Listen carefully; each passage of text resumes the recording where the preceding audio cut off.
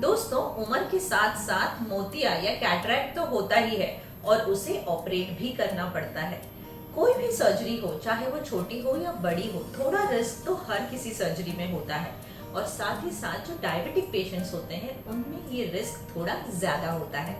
मैं डॉक्टर मंजुषा Srivastava, life bless, आज आपको इस वीडियो में बताऊंगी कि कैसे थोड़ा पेरी ऑपरेटिव केयर यानी ऑपरेशन से पहले और ऑपरेशन के बाद क्या केयर लेने से डायबिटिक पेशेंट्स इन कॉम्प्लिकेशंस से बच सकते हैं। डायबिटिक पेशेंट्स में ऑपरेशन के समय कुछ चीजों का खास ख्याल रखना जरूरी होता है, क्योंकि डायबिटिक पेशेंट्स में इन्फेक्शंस होने के चांसेस ज्यादा होते हैं। साथ ही साथ कुछ सिस्टमिक कॉम्प्लिकेशंस भी हो सकते हैं और कुछ ब्लीडिंग और इस्चेमिक इश्यूज भी हो सकते हैं। Let us have a look at the risk. First is the risk of infection. Blood में शुगर लेवल्स हाई होने की वजह से इन्फेक्शन के चांसेस ज्यादा हो जाते हैं।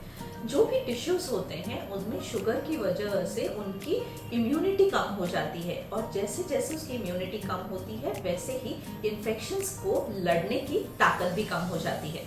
Risk of bleeding. Diabetic patients में रेस्ड ब्लड शुगर्स और कभी कभी तंबाकू के सेवन की वजह से जो ब्लड वेसल्स होते हैं वो हेल्दी नहीं होते और फिर ऑपरेशन के समय इन ब्लड वेसल्स में से ब्लीडिंग होने के चांसेस बहुत ज्यादा हो जाते हैं। साथ ही साथ जब भी हम कैटरैक्ट का ऑपरेशन प्लान करते हैं तभी रेटिना का एक कंप्लीट चेकअप होना बहुत जरूरी है और ग्लूकोमा का भी चेकअप करना बहुत इंपॉर्टेंट है। Systemic complications. डायबिटिक पेशेंट्स में टारगेट ऑर्गन डैमेज होता है माइक्रोएंजियोपैथी की वजह से, जिसका सिंपल मतलब है कि जो ब्लड वेसल्स होते हैं वो डैमेज हो जाते हैं और इसकी वजह से हार्ट, किडनी, रेटिना के कॉम्प्लिकेशंस हो सकते हैं। So what can we do to minimise this complications? अगर हम कुछ चीजों का ध्यान रखें कैटरैक्ट के ऑपरेशन से पहले और ऑपरेशन के बाद भी, तो हम इनमें से बहुत सारे कॉम्प्लिकेशन से बच सकते हैं। फर्स्ट, पेशेंट के सारे मेडिकल कंडीशंस उसने अपने ट्रीटिंग आई डॉक्टर को बताना बहुत जरूरी है ताकि उस हिसाब से ट्रीटिंग आई डॉक्टर उनका आगे का ट्रीटमेंट प्लान कर सके।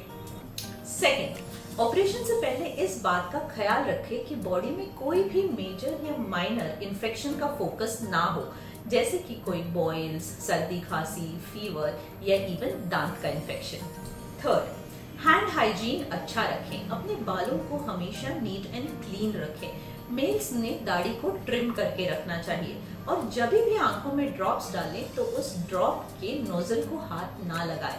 हमेशा हैंड वॉश करके ही आई ड्रॉप्स का इस्तेमाल करें। फोर्थ, ऑपरेशन से पहले या ऑपरेशन के बाद जब भी आप आंखों में आई ड्रॉप्स डालें और जो आई ड्रॉप आंखों से बाहर निकले उसको किसी स्टेराइल कॉटन स्वैब या फिर किसी आई पैड से या फिर किसी फ्रेश टिश्यू से ही क्लीन करें।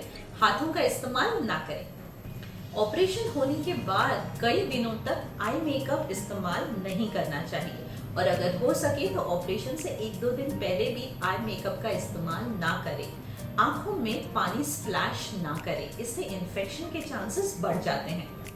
6, ऑपरेशन से पहले कौन सी मेडिसिन लेनी चाहिए और कौन सी नहीं लेनी चाहिए ये बहुत क्लियरली अपने डॉक्टर को पूछ लेना चाहिए, क्योंकि अक्सर बहुत सारे डायबिटिक पेशेंट्स कई सारी अपनी हार्ट की या किडनी की मेडिसिन ले रहे होते हैं। 7, आई स्पेशलिस्ट को ऑपरेशन से पहले पेशेंट की सारी कंडीशन डिटेल में पता होना बहुत जरूरी है कि कहीं उन्हें कोई किडनी की बीमारी तो नहीं है, कोई हार्ट की प्रॉब्लम तो नहीं है, कोई ब्लड थिनर्स तो नहीं चल रहे हैं, ताकि वो अकॉर्डिंगली प्लान कर सके कि उनको कौन से पेन किलर्स अलाउड है, उनको क्या दिया जा सकता है, क्या नहीं दिया जा सकता है। 8, डायबिटिक पेशेंट्स ने अपने सारे रिपोर्ट्स, ब्लड रिपोर्ट्स, ईसीजीज, एक्सरेज सब अपने साथ कैरी करना चाहिए ऑपरेशन के टाइम पर, क्योंकि अगर इन केस कोई कॉम्प्लिकेशन हो जाता है तो यहाँ वहाँ भागने की जरूरत नहीं पड़ती और साथ ही साथ उनका फिजिशियन फिटनेस होना इज ऑफ अटमोस्ट इम्पोर्टेंस। किसी भी ऑपरेशन में कॉम्प्लिकेशन के चांसेस तो होते ही हैं, पर अगर हम प्रॉपरली प्लान और प्रिपेयर करें तो मैक्सिमम कॉम्प्लिकेशंस को टाला जा सकता है। डायबिटिक पेशेंट्स के लिए ये बहुत जरूरी है कि वो हमेशा एक पॉजिटिव माइंडसेट रखें और अपने ट्रीटिंग सर्जन पर पूरा भरोसा रखिए। फिर देखिए सब बिल्कुल अच्छे से हो जाएगा। So take care.